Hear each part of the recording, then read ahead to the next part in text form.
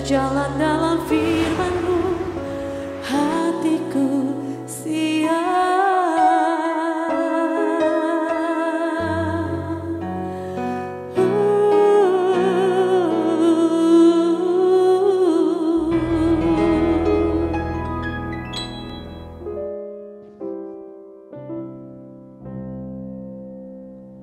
Salam God Lover yang dikasihi oleh Tuhan Yesus Kristus. Senang boleh kembali bersama saudara semua dalam program Rest in God. Malam hari ini Tuhan menginginkan kita semua boleh menikmati hari-hari kita dalam sukacita, dalam damai sejahtera, tanpa perasaan yang tertekan.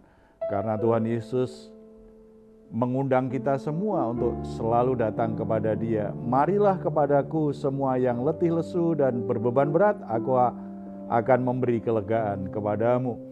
Kerinduan Tuhan kita semua bisa lewati semua masalah kita tanpa harus tertekan, tetapi tetap ada kelegaan, ketenangan, supaya kita bisa melalui hari-hari kita dalam kemenangan demi kemenangan. Oleh sebab itu mari kita hampiri Dia, bawa semua pergumulan saudara, bawa semua permasalahan, kita taruh di bawah kaki Tuhan. Percayalah, Tuhan akan memberi kita kelegaan. Mari kita bersatu dalam doa. Bapa di surga, kami ucap syukur anugerah-Mu sempurna bagi kami. Kami datang kepadamu, kami ingin menikmati hadirat-Mu. Bapa, kami sangat percaya bahwa hanya di dalam Engkaulah kami mengalami sukacita dan damai sejahtera. Hanya di dalam Engkau ketenangan sejati kami miliki. Bahkan ketika kami berbeban berat, ketika kami dalam tekanan hidup, ketika kami dalam masalah, di dalam hadirat-Mu kami boleh mengalami kelegaan. Oleh sebab itu saat ini kami menghampiri Engkau dengan darah Yesus Kristus, dengan korban syukur kami lewat pujian, penyembahan. Kami sangat percaya ketika kami mengalami hadirat Tuhan, kami sungguh-sungguh dipenuhi dengan damai sejahtera sejati itu. Dalam nama Tuhan Yesus kami berdoa. Amin. Kau berikan kesempatan untuk belajar dari kesalahanku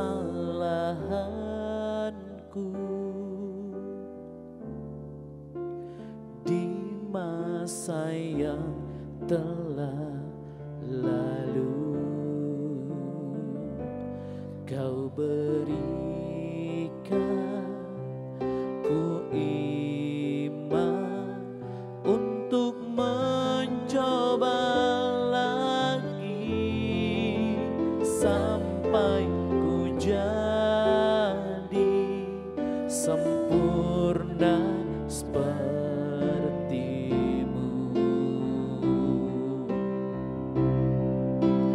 Meskipun ku jatuh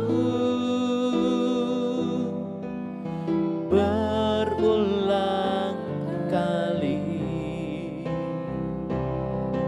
namun oleh kasih-Mu ku bangkit kembali. Ku tak dapat sungguh menyia-nyiakan kepercayaan-Mu terhadapku, Tuhan. Meskipun ku jatuh berulang kali, namun oleh kasih-Mu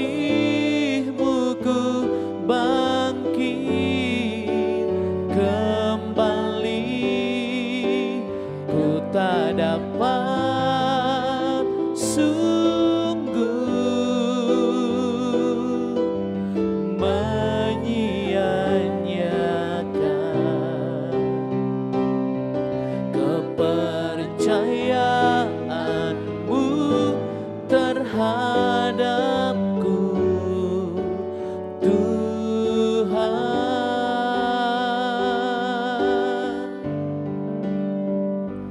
Kau berikan ku iman untuk mencoba lagi sampai ku jadi sempurna sepertimu. Haleluya. Terima kasih Yesus, Kau berikan kesempatan, Kau berikan kesempatan bagi kami untuk menjadi seperti-Mu, Yesus Tuhan. Kau yang layak, Kau yang layak terima pujian. Haleluya, glory bagi-Mu. Terima kasih Tuhan. Haleluya, kesempatan yang Kau berikan bagi kami, Bapa. Haleluya, malam hari ini kami bawa hati kami Tuhan, menyembah-Mu Yesus. Kau layak disembah. Terima kasih Tuhan. Haleluya, terima kasih Bapa. Terima kasih Yesus. Terima kasih Yesus.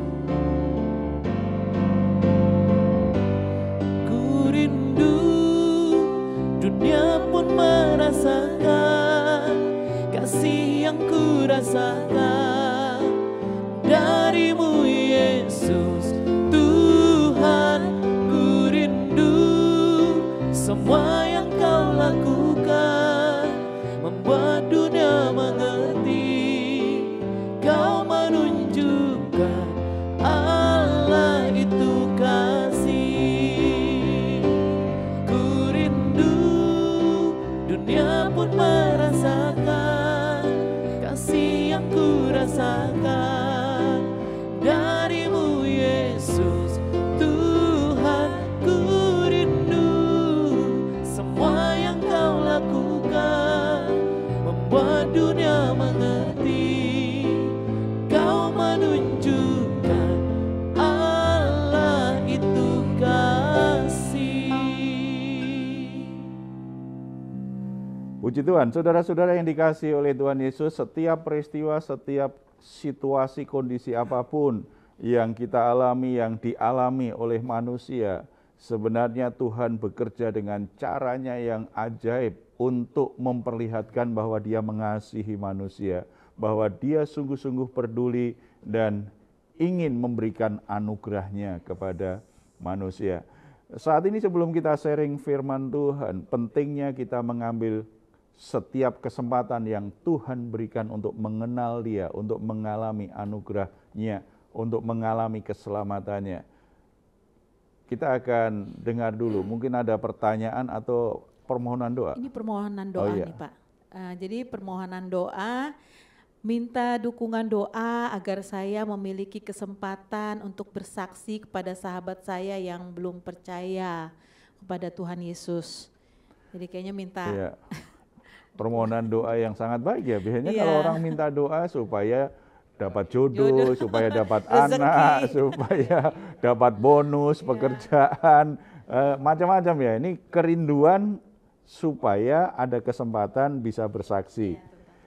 Memang ada banyak kisah kita bisa sering dengar bagaimana seorang sahabat yang sebenarnya mau dipakai Tuhan, tetapi selalu melewatkan kesempatan ini karena kesibukannya, akhirnya temannya tidak sempat mendengar kabar baik tentang Yesus Kristus, tetapi meninggal dunia sehingga kehilangan kesempatan.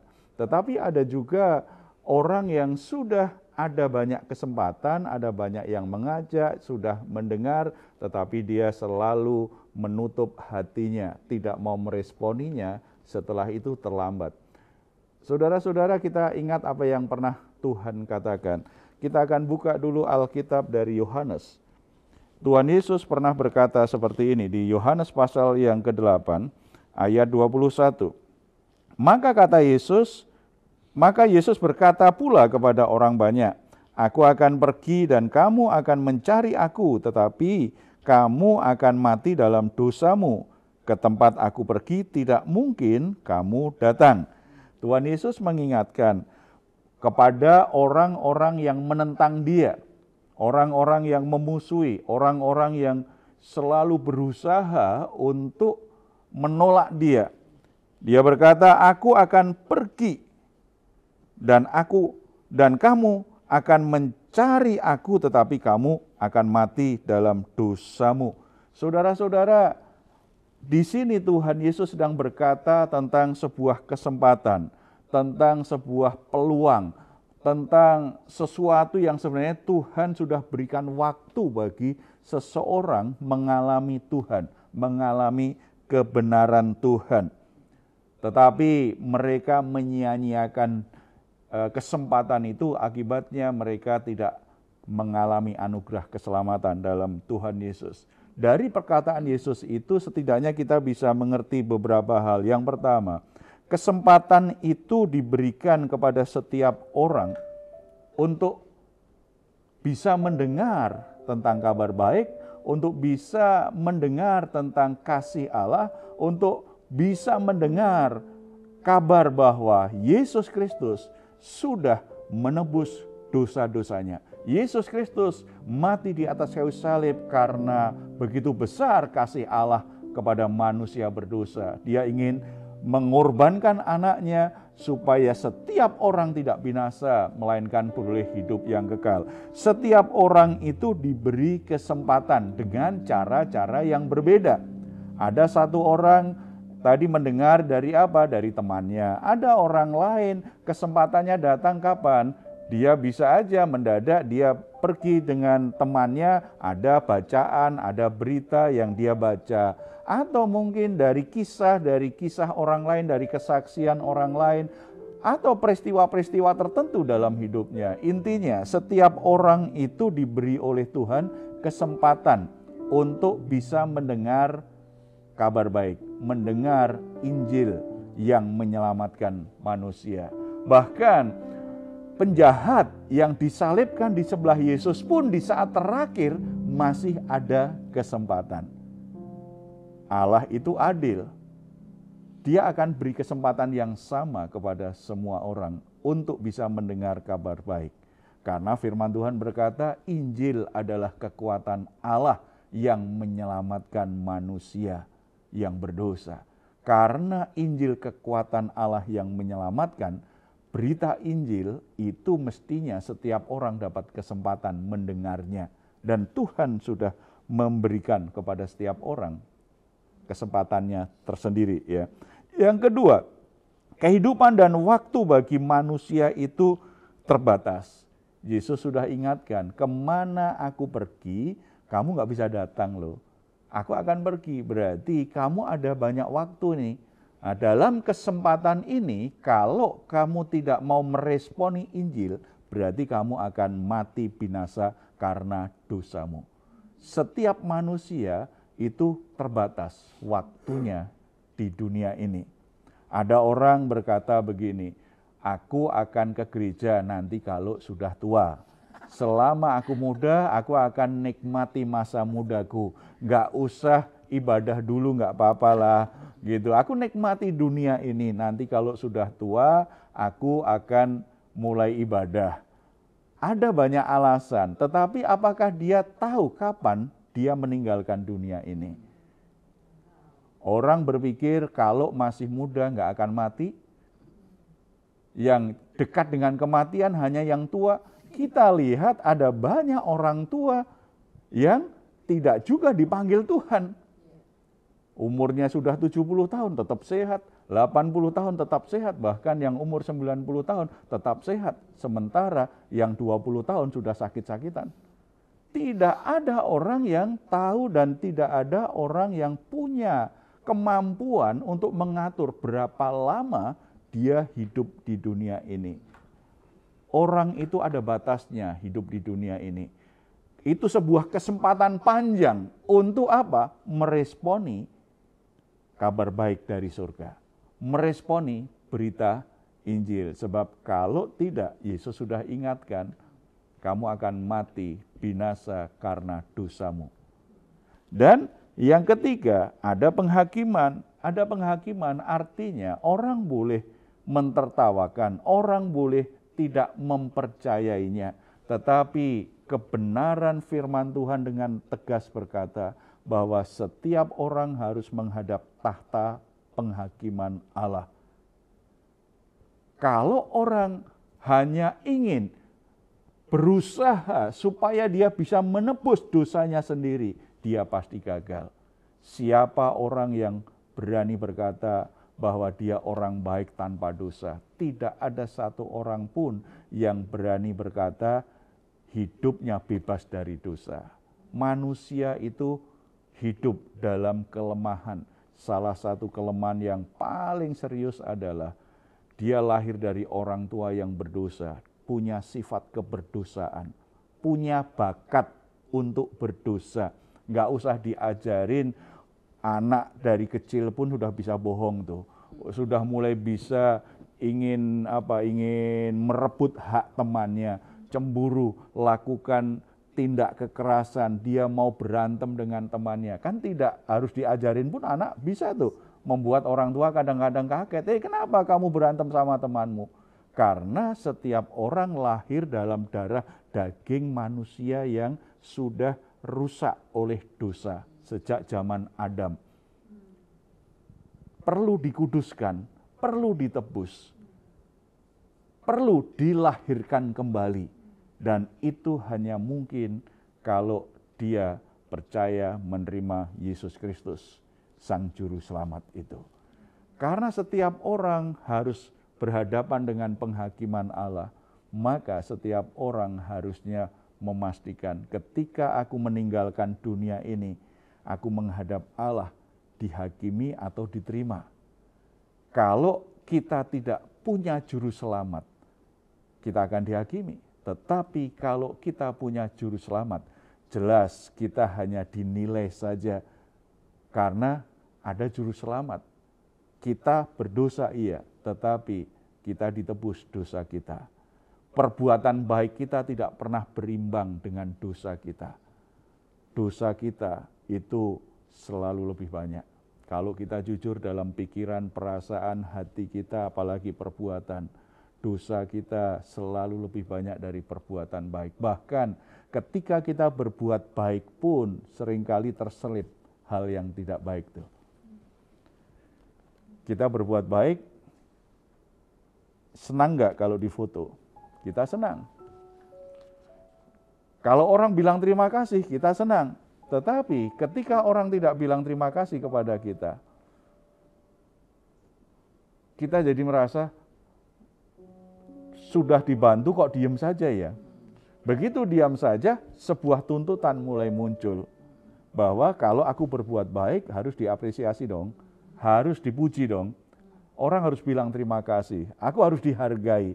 Ketika kita lakukan itu, apakah kita bisa berkata kebaikan kita sempurna? Tidak bisa.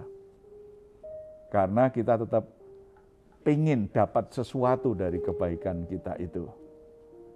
Itu kebaikan aja kadang-kadang tetap aja terselip di hati kita, pergumulan ini manusia daging kita untuk mementingkan diri sendiri. Tidak sungguh-sungguh tulus ingin berbuat baik.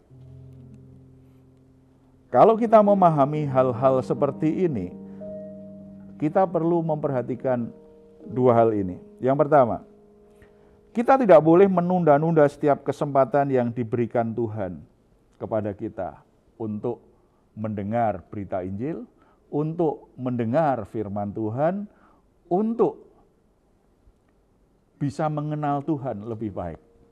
Bagi saudara-saudara yang sampai saat ini tidak yakin apakah aku sudah dilahirkan kembali dalam Kristus? Apakah aku sudah diselamatkan di dalam Yesus Kristus? Apakah aku sudah menerima jaminan kehidupan kekal, jaminan keselamatan dalam Yesus Kristus itu? Jangan menunda-nunda. Kita harus segera buka hati meresponi Injil. Kita harus buka hati kita untuk menerima Yesus Kristus secara pribadi sebagai Tuhan dan Juru Selamat kita secara pribadi. Ingat, iman Kristen itu dasarnya adalah hubungan baru yang dipulihkan Allah karena kita percaya Yesus. Hubungan kita dengan Allah menjadi pulih kembali. Walaupun kita orang berdosa, orang yang tidak layak di hadapan Allah. Tetapi karena Yesus Kristus sudah mencurahkan darahnya, setiap kita diampuni, disucikan, diposisikan sebagai orang-orang yang benar di hadapan Allah, berdamai dengan Allah, bahkan diberi kuasa menjadi anak-anak Allah. Ini yang harus kita pastikan, apakah saudara sudah menerima keselamatan dalam Yesus Kristus. Kalau sudah, puji Tuhan, tetapi kita tidak boleh buang-buang waktu dan kesempatan. Tuhan ingin kita mengerti bagaimana Dia menuntun kita, bagaimana Dia mengarahkan hidup kita, bagaimana kita boleh menikmati janji-janjinya, bagaimana kita bisa mengalami kelimpahan anugerahnya dalam hidup kita. Setiap kesempatan untuk bisa mengerti, untuk bisa memahami jalan-jalan Tuhan, ketetapan Tuhan, jangan disia-siakan.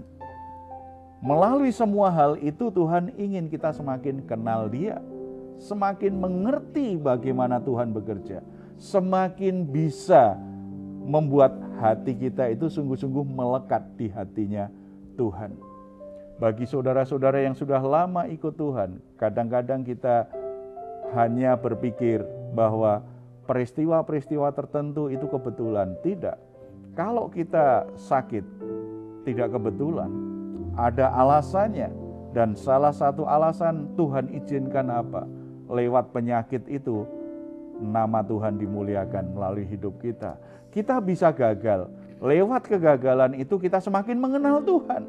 Kita semakin mengerti bagaimana Tuhan itu bertindak, bagaimana kuasa Tuhan terjadi dalam hidup kita. Kita terpuruk, alami situasi yang begitu berat membuat kita frustasi. Saat seperti itulah, itu menjadi kesempatan kita semakin mengenal Tuhan. Tidak boleh itu disia-siakan, justru semakin jauh dari Tuhan. Jadi kalau saudara saat ini sedang alami masalah-masalah yang berat ya, alami situasi yang sulit, jangan malah meninggalkan pertemuan-pertemuan ibadah. Jangan pernah juga cuti untuk tidak berdoa. Karena kecewa dengan Tuhan, malas berdoa. Jangan tutup Alkitabmu, harus lebih sering baca Alkitab, menemukan kehendak Tuhan lewat perenungan-perenungan firman Tuhan kita. Supaya kita mengerti jalan keluar yang Tuhan berikan. Tetapi kalau kita menjauh dari Tuhan, kita menyia-nyiakan kesempatan itu. Padahal lewat hal itu biasanya kita akan lebih mengenal Tuhan. Saya yakin kita semua itu bisa doa hancur hati bukan pada saat kita banyak duit, bukan saat kita sehat, semuanya baik-baik. Ketika kita tidak punya apa-apa, ketika kita sakit, ketika kita nggak berdaya menghadapi masalah kita hancur hati. Itu saat kita bisa merasakan kedekatan dengan Tuhan. Berarti itu sebuah pembelajaran rohani luar biasa, supaya lewat masalah-masalah itu kita semakin mengenal Tuhan.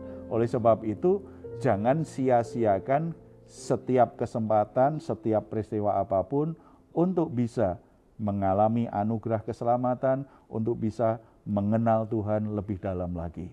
Dan yang kedua yang penting adalah, ini seperti permohonan doa tadi, itu bagus sekali. Jadi jangan pernah sia-siakan satu kesempatan pun untuk bisa bersaksi kepada saudara, kepada sahabat, orang-orang dekatmu. Mungkin itu menjadi kesempatan terakhir bagi dia. Ada seorang remaja yang punya sahabat baik. Dia aktif sekali di gereja. Di sekolah dia dekat dengan sahabatnya yang belum kenal Tuhan Yesus. Setiap dia ingin bersaksi, dia nggak enak. Nanti sahabatku tersinggung, aku kehilangan sahabat. Dia tinggalkan aku. Dia tahan untuk tidak bersaksi. Dia bisa berkata, maaf ya, aku ada ada kegiatan di gereja. Dia pamit seperti itu bisa. Bahkan aku ada tugas pelayanannya di gereja. Kita kita janjian kita tunda dulu. Dia bisa, kan bagus, dia punya prinsip. Tetapi untuk bersaksi dia tahan. Dia tahan. Suatu saat ketika dia sedang di gereja ditelepon oleh sahabatnya ini. Sahabatnya nangis dan berkata, "Kapak, kita ketemu yuk, aku mau cerita. Aku cemas, aku takut sekali, aku butuh teman cerita." Dia hanya berkata, "Nanti ya, setelah aku selesai kegiatan gereja. Atau kalau enggak besok aja supaya enak." Saudara, apa yang terjadi? Malam itu dia mendengar sahabatnya alami kecelakaan dan meninggal. Dia dibayang-bayangi perasaan bersalah. Coba kalau aku akhirnya mau ketemu dia, aku bisa jadi sahabat, jadi teman curhatnya, bahkan aku bisa mendoakan dia, memberitakan kabar baik bahwa Tuhan mengasihi dia. Dia menerima keselamatan. Kalau memang dia akhirnya meninggal, saya tahu dia kemana dan aku pasti bertemu lagi. Saudara-saudara yang dikasihi Tuhan, jangan sia-siakan setiap kesempatan sekecil apapun untuk jadi saksi Tuhan. Supaya saudara tidak menyesal di kemudian hari karena orang-orang yang dekat dengan dirimu mati binasa tanpa Kristus. Mari kita bersatu dalam doa. Bapa di surga, kami ucap syukur karena Engkau selalu memberi kami kesempatan. Bersyukur karena kami beroleh kesempatan mendengar kabar baik Injil Yesus Kristus yang menyelamatkan kami. Kami bersyukur karena Roh Kudus melembutkan hati kami sehingga kami bisa terbuka dan kami menerima Yesus Kristus sebagai Tuhan dan Juru Selamat. Terima kasih Bapa untuk keselamatan yang Kau berikan kepada kami dalam Yesus Kristus. Terima kasih untuk kehidupan kekal. Terima kasih untuk status baru sebagai anak-anak Allah, sebagai orang-orang yang dibenarkan di hadapan Allah. Terima kasih karena kami ahli waris kerajaan Allah. Kami bersyukur atas hal itu. Tetapi beri kami motivasi yang kuat, keberanian untuk menjadi saksi-saksimu kepada orang lain. Tuhan tahu siapa orang-orang yang ada di dekat kami yang membutuhkan berita Injil Yesus Kristus. Tuhan menaruh setiap orang dalam kehidupan kami, baik di keluarga, di sekolah, di pekerjaan, di lingkungan kami tinggal. Ada orang-orang yang membutuhkan kabar baik dari Yesus Kristus. Tentang Yesus Kristus, Sang Juru Selamat. Bapa, beri kami kepekaan rohani untuk bisa mengerti kesempatan-kesempatan yang Tuhan buka. Beri kami keberanian untuk berkata-kata, mengucapkan kabar baik itu kepada orang-orang yang ada di sekitar kami. Kami sangat percaya Roh Kudus akan menyertai. Roh Kudus akan mengurapi kata-kata kami. Itu bukan kata-kata biasa, tetapi kata-kata yang penuh kuasa. Karena kami sedang memberitakan kebenaran dan kasih karunia Tuhan yang besar. Hamba-Mu berdoa setiap saudara-saudara yang bersama-sama dengan kami saat ini dalam program Rest and God ini. Bapa, taruh di hati mereka kepekaan yang dari Tuhan. Taruh di hati mereka belas kasihan terhadap orang-orang yang berdosa. Taruh di hati mereka keberanian untuk berkata-kata, untuk mengulurkan tangan, untuk melakukan sesuatu yang baik yang menyatakan kasih Tuhan kepada orang-orang di sekitarnya. Melalui kehidupan saudara-saudara kami semuanya, melalui kehidupan kami semua, biarlah Roh Kudus menjamah banyak orang untuk bertobat meninggalkan jalan-jalan yang berdosa, untuk mengikuti jalan-jalan Tuhan. Namamu dipuji, dimuliakan senantiasa dalam nama Tuhan Yesus Kristus. Amin. Puji Tuhan, saudara-saudara, ada kalanya kesempatan tidak terulang. Oleh sebab itu, pakai setiap kesempatan untuk memuliakan Tuhan. Kalau saat ini saudara sedang dalam pergumulan, baik pergumulan rumah tangga, pekerjaan, ekonomi, kesehatan, apapun pergumulan saudara, saudara membutuhkan dukungan doa. Di layar saudara ada nomor telepon yang bisa saudara hubungi. Tim doa kami akan mendukung saudara dalam doa.